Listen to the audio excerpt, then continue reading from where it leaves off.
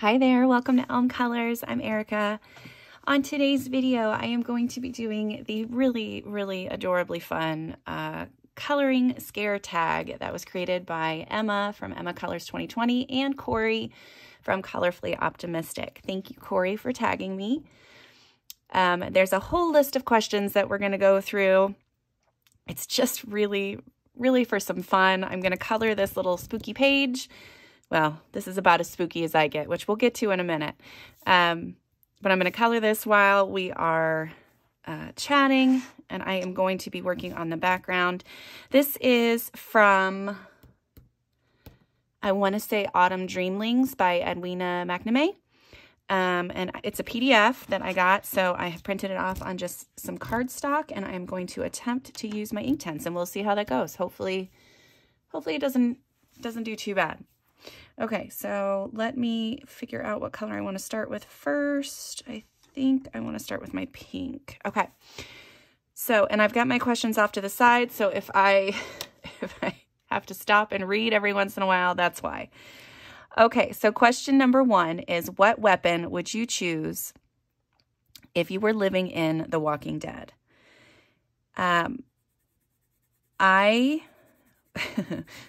That is a show that I cannot watch. I watched the very first episode and about had a heart attack. Like, I was so scared. It was so suspenseful, and I just couldn't take it. Like, I was fine with the zombies. I was fine with, but it was just the suspense of whether or not something was going to be jumping out at me every 2 seconds. And so that's the only episode that I've ever watched of that show, and I just won't watch it. I can't do it. I will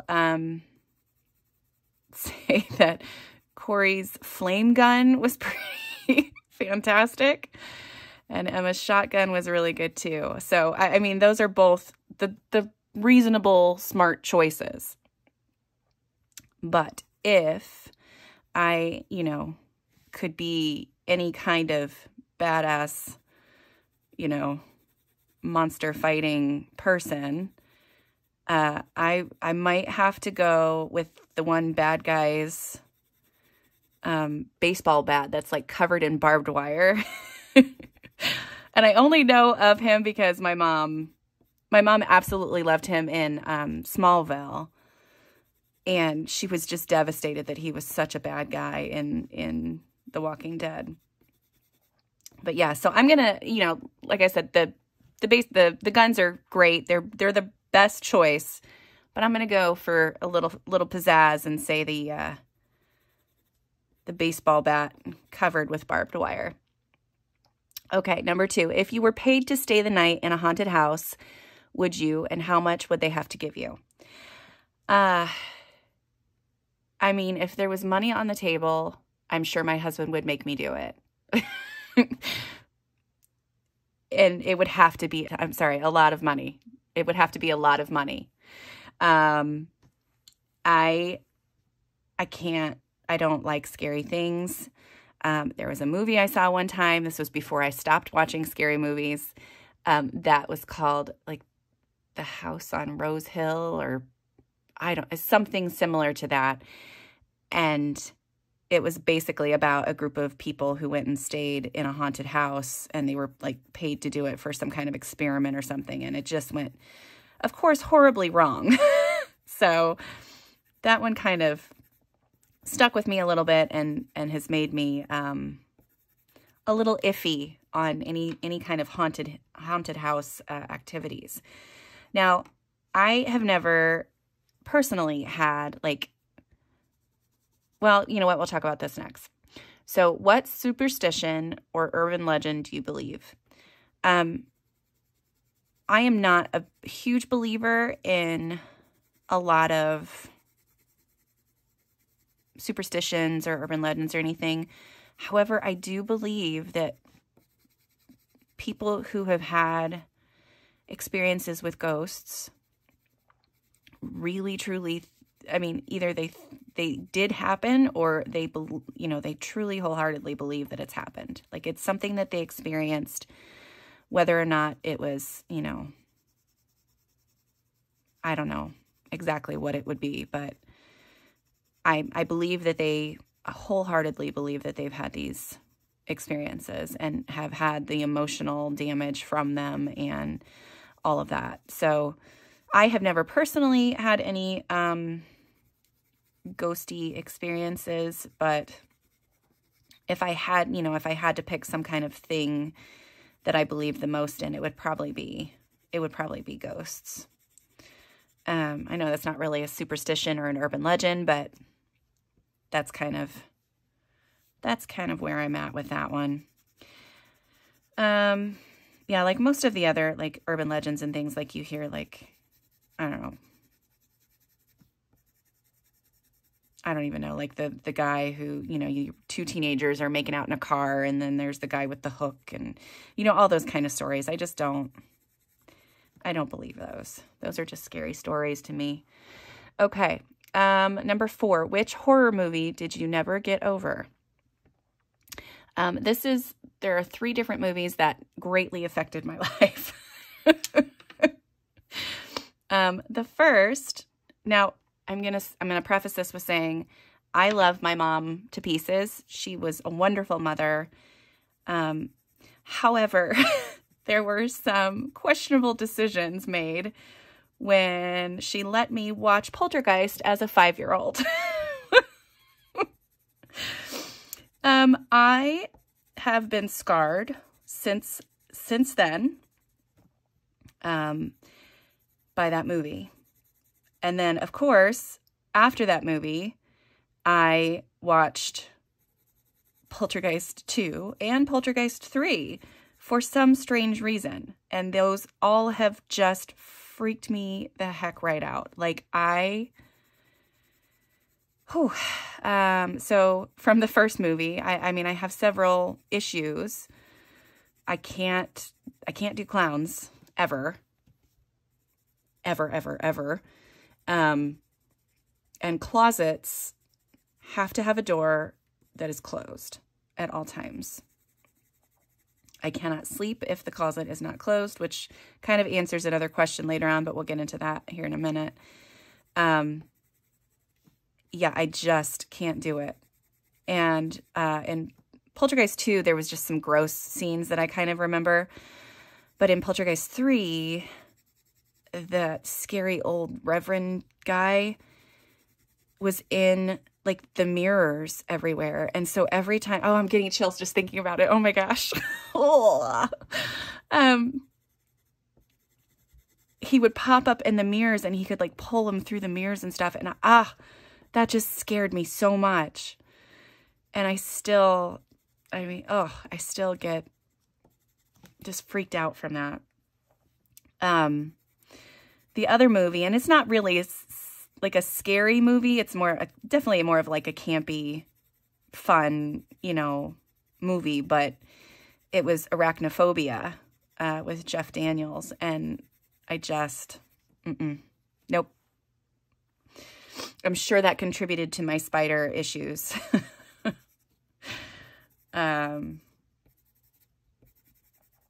So yeah, so those were the ones that just kind of got me. What is your favorite scary or Halloween coloring book? I don't do the scary ones. I don't like any of the ones that are like gory or anything like that. Like the Robert Allen, is it? No, what's his name? Robert. Oh, maybe it is Robert Allen. I can't remember. You guys all probably know which one I'm talking about, and I will post it on the screen because, of course, that's what I have to do for everything that I ever want to talk about. I really, truly appreciate his artwork. It's awesome artwork. And the art that I've seen done from that book is so cool. Actually, Effie Colors has recently been doing a whole bunch of those pages, and they've just been so beautifully colored and so unbelievably creepy. So yeah, so I don't do the scary ones. So currently my favorite would probably have to be Camilla d'Erico's Cute and Creepy. But I also like this new one that I got from Tatiana Bogomolova, which is, I've got it on hand here, which is the Halloween in Witchtown. And I did a flip through of this because it's just so stinking cute. It, yeah, it just made me laugh.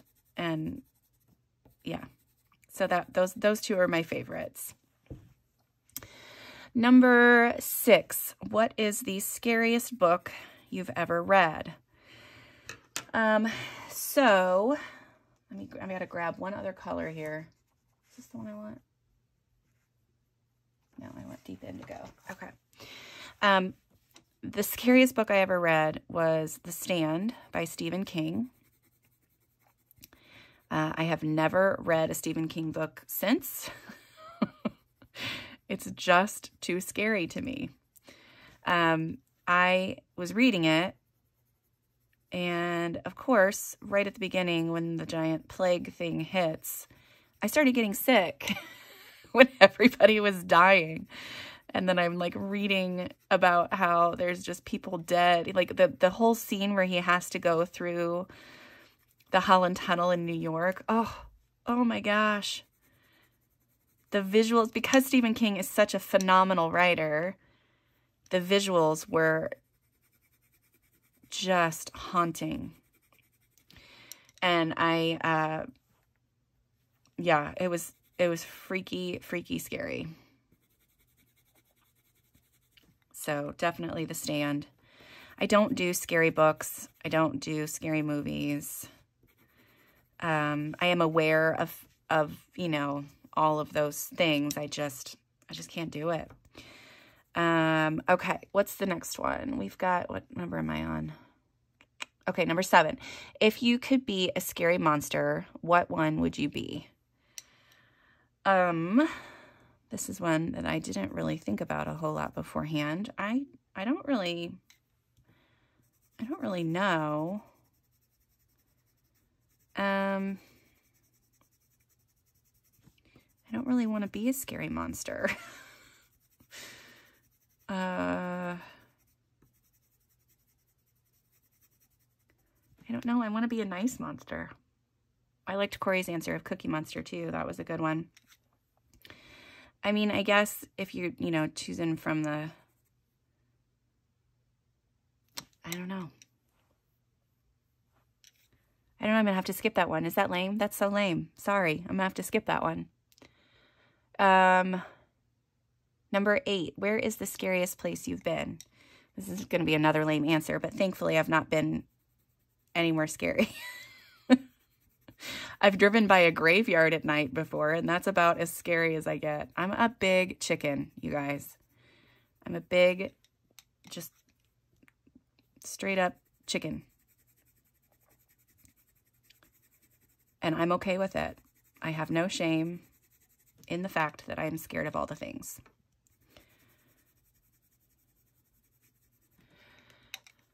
Number 9, are you scared of the dark? And if so, what scares you about it? Now, funnily enough, I'm not scared of the dark. I'm scared of all kinds of other things, just not the dark.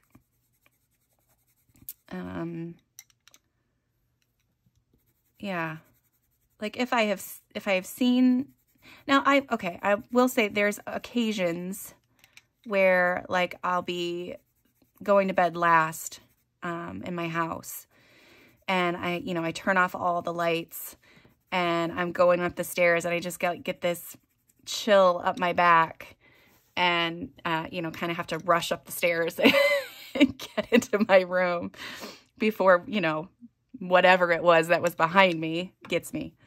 I know there's nothing there, but it's just like some kind of weird, I don't know, reptilian instinct or something to get somewhere safe. Yeah. All right, number 10. Do you go to the bathroom with the lights on or off after a scary movie? And if you have a closet, would you need to have the door fully closed to sleep? Well, I don't watch scary movies anymore. But again, if I'm having, like, Like sometimes there's just like this weird, I just get like this, I don't know, like I said, it kind of feels like a chill up, you know, down my neck or up my back, however you describe it. It's just like this shivering, ugh. And if I'm in the restroom, I do have to, the lights are always on during the day, but at night, the lights usually are off because I'm not quite awake anyway.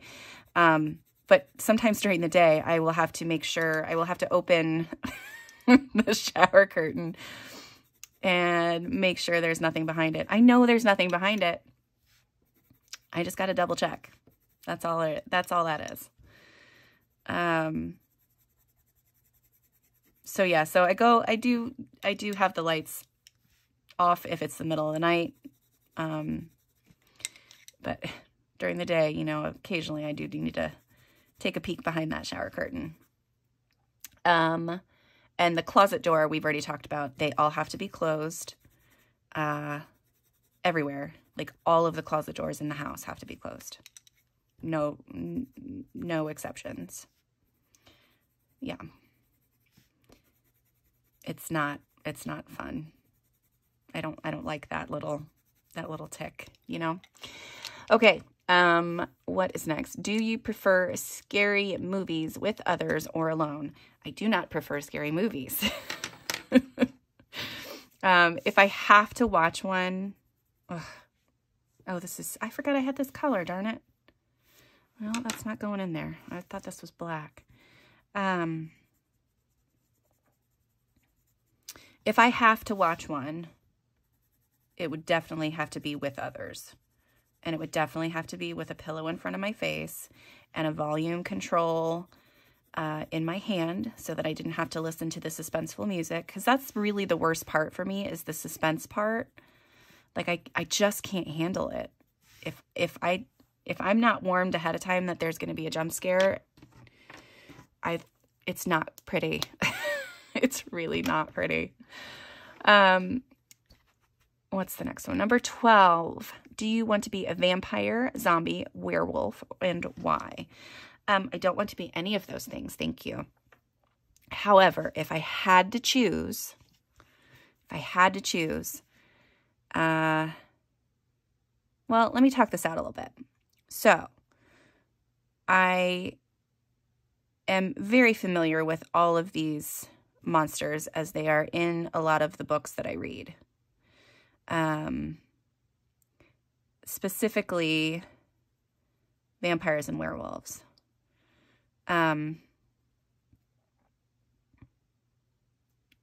So, if I had to be one, I'm pretty sure it would be a vampire. Because, of course, you know, in most of the books that I read about them, there's like this magical thing that happens and makes them all gorgeous and beautiful. And I want that. So we'll do that one. And then you're gorgeous and beautiful forever, whether you have to drink blood or not. And I mean, it seems like in the stories, again, they all find that they have a taste for it. So I don't know. It would be like, you know, I'm sure it would taste like chocolate to you after a while. Like something that you just love to eat or drink, I guess, in this case. Werewolves. Now, I wouldn't want to be one, but I wouldn't mind if, like, a significant other was a werewolf. I don't know why. I don't know. I like the werewolf stories. Yeah, that's all I'm going to say about that. And zombies, I do. Now, if you've seen the TV show iZombie, it's really presented in a wonderful way. Like, she's not brain dead. She is a zombie. But they figured out a way in the story to make it so that she doesn't turn into like just this crazy monster who wants to attack and eat everybody. It's a really good show. And yeah, I would highly recommend that show to anyone who thinks that zombies are just all crazy, like brain dead things. But yeah, if I could be a zombie like her, yeah, I could probably do that. But yeah, I still think probably vampire would win out. A couple of you were talking about how you couldn't do zombie movies and stuff.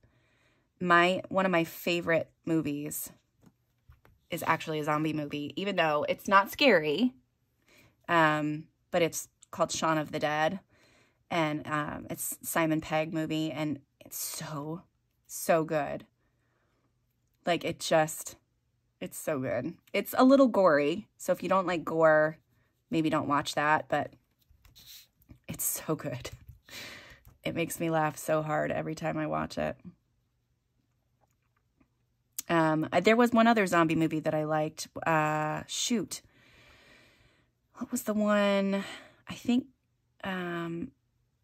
it's Nicholas Hoult was in it, where like he was a zombie and then he started feeling things again when he saw this other, I don't remember what the name of that one is called. That one was a really fun movie. Yeah, like I don't mind the supernatural stuff as long as it's not like jump scares and all evil everywhere. That's when I can't do it anymore. Okay, I'm going to read the next question here momentarily. I just don't feel like I can stop what I'm doing at the moment because I don't want like harsh lines showing up in the middle of my picture here. Oops. Trying to be really careful, but I am making a mess, which is per usual for me, right? Hopefully it doesn't dry buckly, but we'll see because it is buckling a little bit. Okay, what question were we on? I talked a whole bunch about zombies and werewolves and vampires. Number 13, would you participate in a zombie run? If so, would you be a zombie or a runner? 100% I would be the zombie because I do not run. And if I was a zombie, I could just kind of just shamble around and try to catch people as they ran through. I'm not a runner. I've never been. I wish I was. My husband's the runner, and I would love to be able to go and just run with him, but yeah, that's not happening. I mean, it's not too late. I'm only 43. I could still become a runner. I just really don't foresee that happening. So,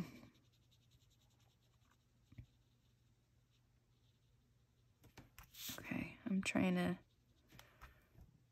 maybe this wasn't the best one to do when I have to read questions.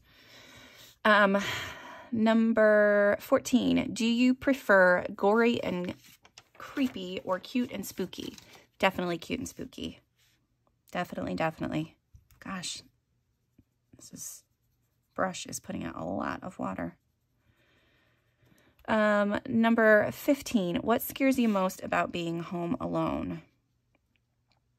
I'm typically okay with it. Nighttime gets a little iffy, but I haven't been home alone at night for a really long time. Like, someone has always been here, even if it's my daughter, my younger daughter.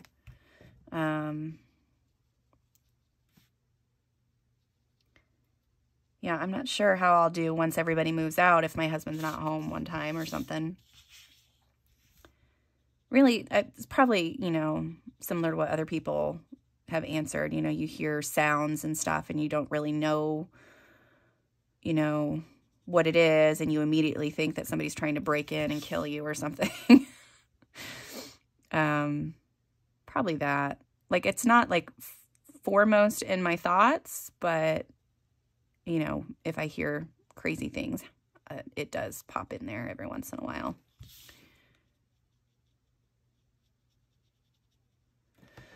All right. Let's see, where are we at? Number 16, would you rather walk through a cornfield or walk through a forest in the dark? I'd neither, preferably, but if I had to choose, I would choose forest. I live in Indiana in the US, and it is, I think, only second to Iowa in the amount of cornfields that we have in our state. There's even a slogan for like this theme park that we have. It says there's more than corn in Indiana, but there's really not that much else. There's a lot of corn. And, I mean, I live in the biggest city in the state. I live in a suburb of it, but, you know, I only have to drive 5 minutes before there's cornfields everywhere. So, I don't like the cornfields. They are, like Emma was talking about, how cornfields in the UK are not high, and in the US they are.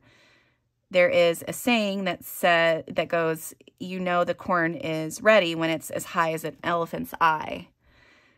So just think about how tall freaking elephants are, and this corn is that tall.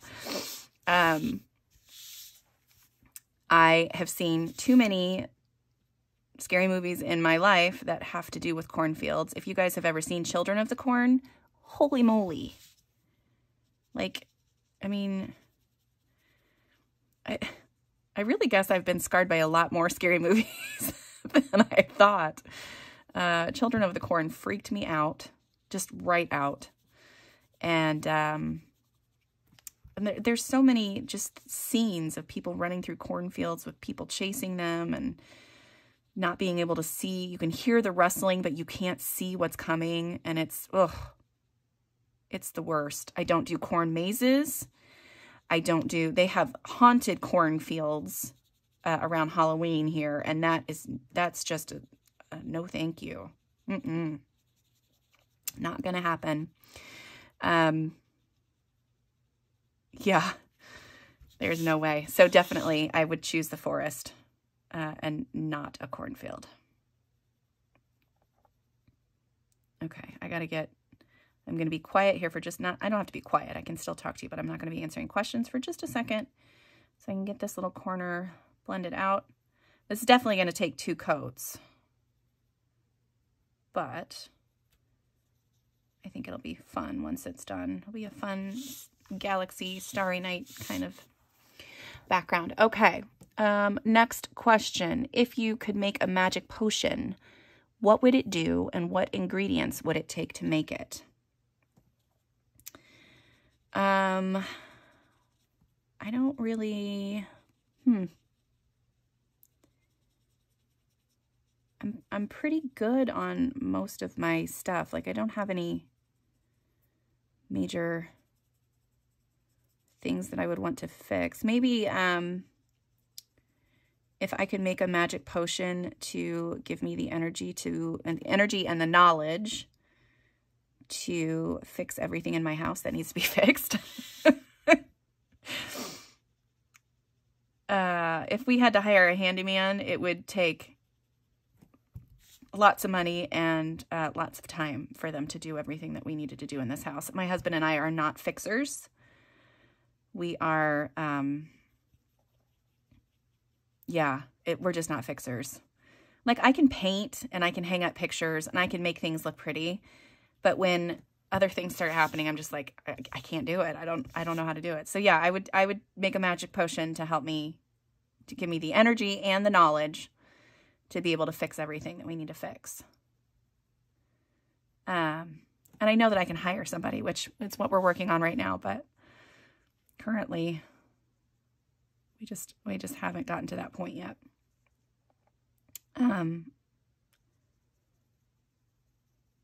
Yeah, so what would it take to make that potion? I'm going to say, now this is not going to be a potion that I have to drink either. Emma was funny with hers because she said that, you know, she had to make sure that there was sugar and some cinnamon and Diet Coke or Coke Zero or whatever you said, because you'd have to drink it. Mine is not going to be one that you have to drink. It's going to be a topical potion. So for mine, maybe I would have to have, it would be made from bits of plaster, I don't know, some drill bits thrown in. What else do we have to fix? A few electrical wires. That would probably help.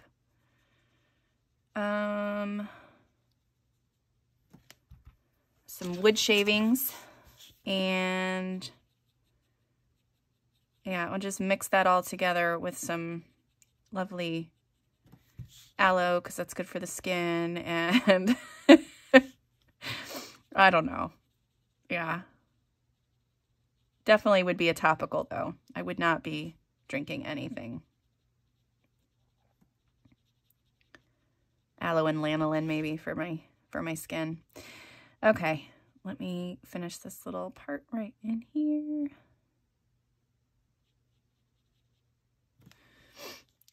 Next, what was your favorite Halloween costume?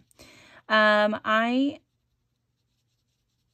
don't remember too many of the ones from when I was younger. My mom has a couple of favorites because we didn't have a ton of money growing up, so she got very creative with her costumes. I mean, you know, there's the she made a few of them for me. There was one really cute one where I was dressed as I was a lion, I think when I was like 3, and my mom made the mane out of yarn, and she made the tail and like attached it with like fishing line so that it would wag and like move as I walked around. She loved that. She thought that was so cool. There was one year that I went as a dead bride, but I wore her wedding dress. I was 13 years old and I fit in her wedding dress, if that gives you any clue of how tiny she is. My tiny, lovely mama.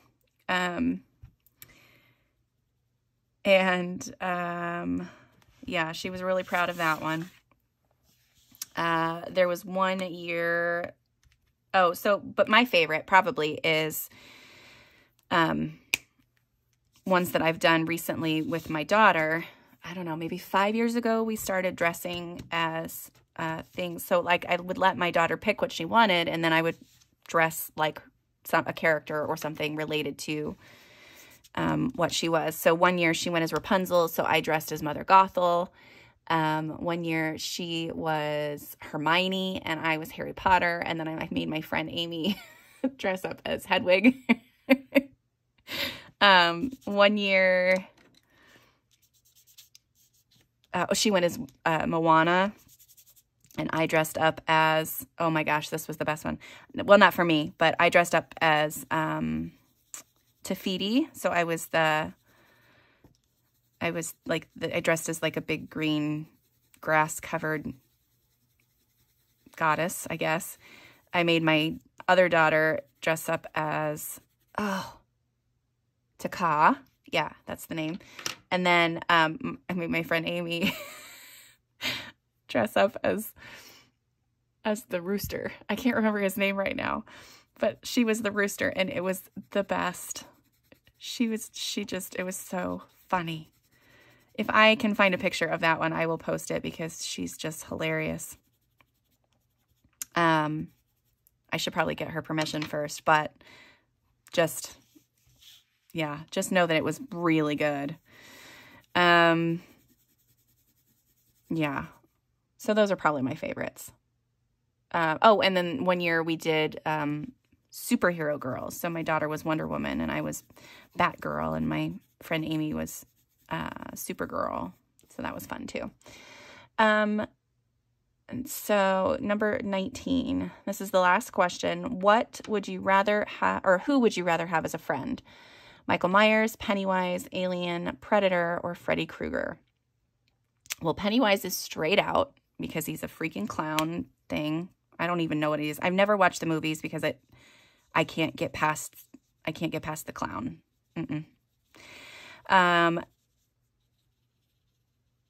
Freddy Krueger was another one that was kind of scarring a little bit as a child because my mom, again, let me see things at an age that was a little bit too young. So I saw the first Freddy Krueger movie, and I mean, that one was, those movies were pretty scarring too. There's like this scene where the girl is dying and she's like all on the ceiling and there's like blood gush. I mean, it's pretty darn scarring for I don't even know how old I was when I got to see that one. But yeah. And then there was another one. I can't remember which Nightmare on Elm Street it was, but there was one where they had been trying to stay awake and they were taking a shower and they fell asleep in the shower, and then like you could see Freddy Krueger like pushing through the wall of the shower. Oh, that one still kind of freaks me out sometimes when I'm in the shower. I don't think I've ever told anybody that before, so there you go, YouTube. There you go.